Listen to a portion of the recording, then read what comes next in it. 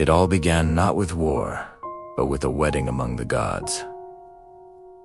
Peleus, a mortal hero, was to marry Thetis,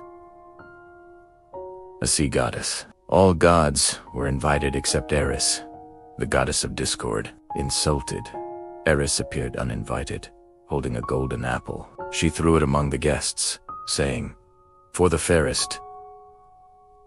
3 goddesses claimed it: Hera, Athena, and Aphrodite. To avoid conflict, Zeus chose a mortal judge, Prince Paris of Troy. Each goddess offered him a gift. Hera promised power. Athena offered wisdom and victory in war. Aphrodite promised him the love of the most beautiful woman in the world. Paris chose Aphrodite. That choice would doom his city. The woman was Helen, queen of Sparta, wife of King Menelaus. When Paris visited Sparta, Aphrodite made Helen fall for him. Helen left her husband and followed Paris to Troy. Menelaus, humiliated, called upon his brother Agamemnon. Together, they swore to bring Helen back, with fire and sword. Agamemnon gathered the greatest warriors of Greece. Achilles, the mightiest of all, joined the war. Odysseus, known for his cunning, and Ajax, strong as stone, also sailed. 1,000 ships crossed the Aegean Sea toward Troy. But the winds stopped at Aulis. The goddess Artemis demanded a sacrifice. Agamemnon was forced to offer his own daughter, Iphigenia. Her death broke his heart, but the winds returned. The Greek fleet reached Troy. The war began. The Trojans, led by King Priam and his son Hector, stood behind their mighty walls. Paris, the cause of the war, fought bravely, but without Hector's skill. The gods took sides. Hera and Athena aided the Greeks. Aphrodite and Apollo defended Troy. Men clashed while the heavens watched. Blood stained the plains of Ilium. Paris faced Menelaus in single combat. He was about to die when Aphrodite saved him in a mist. The war dragged on for years. Achilles became the terror of Troy, but his pride soon caused division. Agamemnon claimed Briseis' Achilles' war prize. Enraged, Achilles withdrew from battle. Without him, the Greeks began to lose. Hector led the Trojans to victory after victory. The Greeks were driven back to their ships. Agamemnon begged Achilles to return, but pride is heavier than reason. Achilles refused. Then tragedy struck.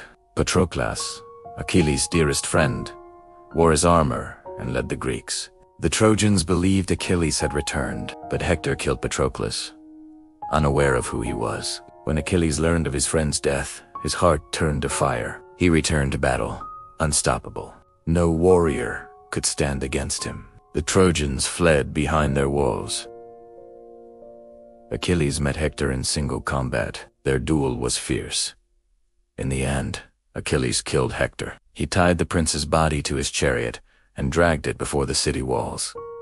King Priam, guided by Hermes, went to Achilles' tent. He knelt before his son's killer and begged for Hector's body. Achilles, moved by the old man's tears, relented. For a moment, rage gave way to compassion, but destiny was not done with him. Paris, guided by Apollo, shot an arrow that struck Achilles in the heel.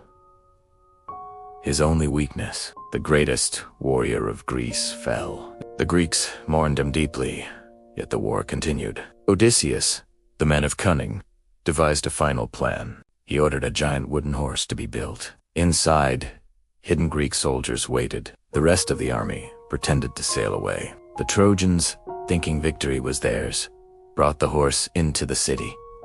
Priam's priest, Laocoon, warned them. He cried, "Beware of Greeks bearing gifts."